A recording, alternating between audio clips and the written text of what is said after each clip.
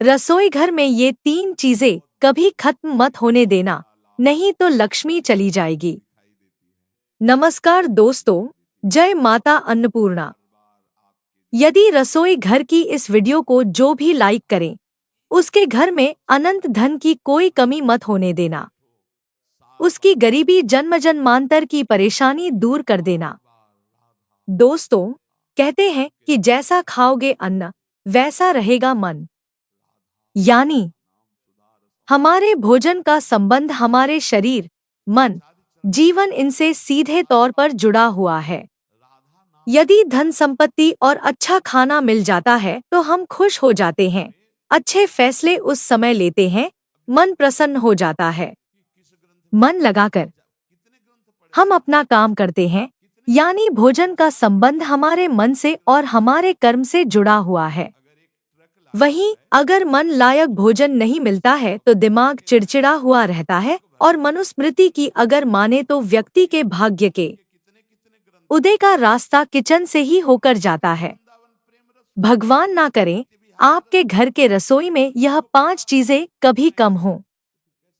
कहते हैं जिस व्यक्ति की रसोई में यदि यह चीजें कम हो जाएं, तो उस घर में अकाल पड़ जाता है, गरीबी आ जाती है, कंगाली आ जाती है, घर का मुखिया सड़क पर आ जाता है, बर्बादी उसकी चौखट पर हमेशा बनी रहती है। आप हमारे दर्शक हैं। यह जानकारी लाखों रुपए खर्च करने पर भी आपको कोई नहीं बताएगा, इसलिए अपनी रसोई में चेक करें कि यह 5 चीजें हैं या नहीं। अगर नहीं है तो आज ही वीडियो देखने के बाद रख लें। कई लोग रसोई में यह चीजें ना रखने से आज गरीबी का शिकार हो चुके हैं, उनके घर में मृत्यु भी हो गई है। भगवान रूठ जाता है, लक्ष्मी छोड़कर चली जाती है और फिर कभी मुड़कर नहीं देखती। इसीलिए रसोई घर में यह 5 चीजें हर घर में होनी चाहिए। पहले वीडियो को लाइक करें और इस खूबसूरत वीडियो का लाभ उठाएं। कमेंट में लिखें जय माता अन्नपूर्णा, जय माता लक्ष्मी। दोस्तों, बहुत सारी बातें किचन वास्तु के ऊपर बताई गई हैं, ताकि आप भी इनको अपनाकर अपने घर में धन लाभ के साथ साथ अपने भाग्य को उदय कर सकें। किचन में जो भोजन पकता है उसी से हमें ऊर्जा भी मिलती है और इसलिए किचन में बहुत ध्यान रखना चाहिए। विशेषकर कुछ ऐसी चीजें हैं जिनके खत्म होने से घर में नकारात्मकता बढ़ने लगती है और कंगाली पांव पसारना शुरू कर देती है। पहले हम देखते हैं कि कौन सी चीजें हैं जो घर में हमेशा रहनी चाहिए और खत्म होने से पहले ही इनको मंगा लेना चाहिए। जैसे आप भोजन पकाने में सरसों का तेल इस्तेमाल करते हैं, कुछ घरों में नहीं भी करते हैं। कहीं नारियल का तेल तो कहीं मीठा तेल आदि भी उपयोग होता है, लेकिन थोड़ा सा ही सही, पर आपको घर में सरसों का तेल अवश्य रखना चाहिए क्योंकि यह आपके शनि को बलिष्ठ करता है।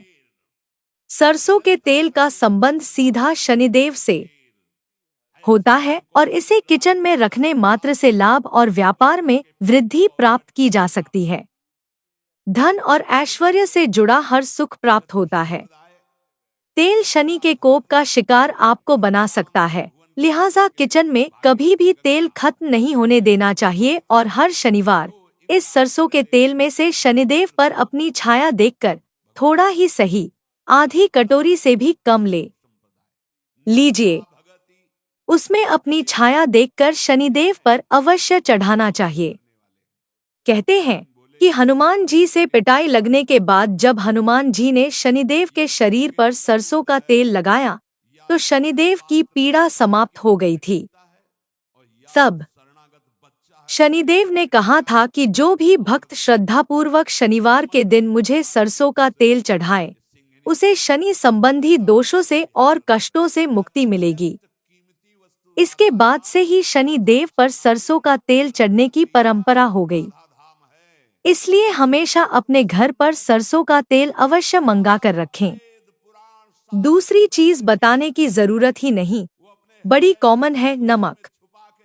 नमक के बिना भोजन के स्वाद की कल्पना भी नहीं की जा सकती और एक चुटकी नमक आपके जीवन में बड़े बड़े बदलाव लेकर के आता है। किचन में नमक का खत्म होना सबसे बड़ा वास्तु दोष बताया जाता है। राहु को नाराज करता है, आपके बने हुए काम बिगड़ने लगते हैं और बिना समय के पहली बात तो देना ही नहीं चाहिए। किसी को नमक ना देना चाहिए और ना नमक मांगना चाहिए। यह आपके जीवन में कर्ज की समस्या पैदा करता है। किचन में नमक खत्म होने ही नहीं देना चाहिए, उससे पहले ही मंगा लीजिए। आजकल वापस से जमाना ऐसा आ गया है कि लोग सेंधा नमक का महत्व समझने लगे हैं और ज्यादातर इस्तेमाल करने लगे हैं, तो नॉर्मल नमक जो होता है वह सफेद होता है। लेकिन जब सेंधा नमक की बात करते हैं तो यह शनि से जुड़ा हुआ माना जाता है, जो अनुशासन, दृढ़ता और कर्म को नियंत्रित करने वाला आकाशीय पिंड है। और अगर आप रोजमर्रा के अनुष्ठान और रोजमर्रा के भोजन में सेंधा नमक का इस्तेमाल करते हैं तो यह आपके जीवन में अनुशासन और स्थिरता लाता है।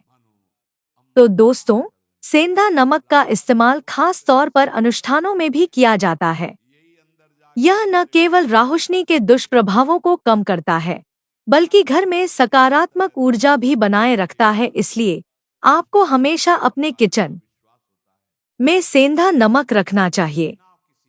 अब बात करते हैं अगली महत्वपूर्ण चीज की, आटा। आटा हमारे भोजन का मुख्य आधार है।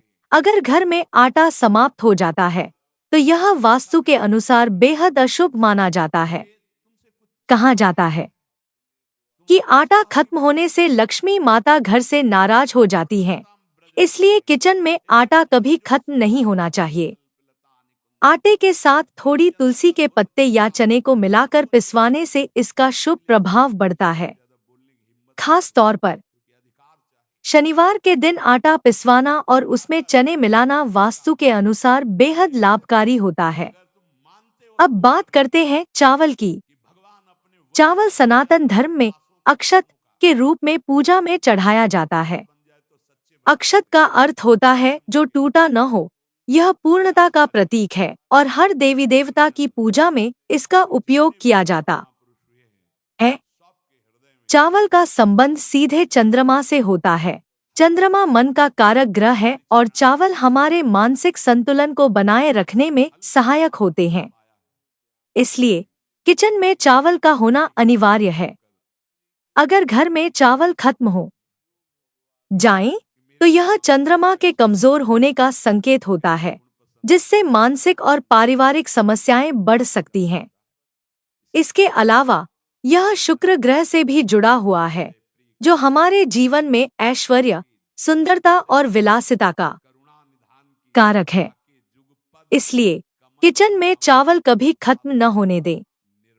अब बात करते हैं हल्दी की। हल्दी भारतीय किचन का एक अभिन्न अंग है। आयुर्वेद में हल्दी को औषधि के रूप में माना गया है, जो शरीर को रोगमुक्त रखती है।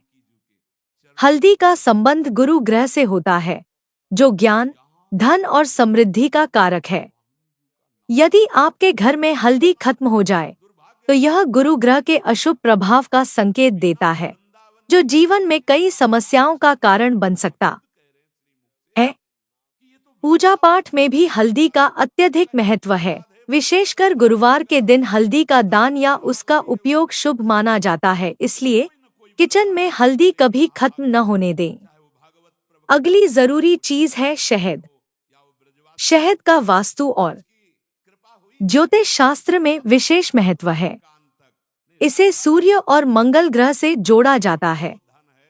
शहद के सेवन से शरीर में शक्ति और ऊर्जा बढ़ती है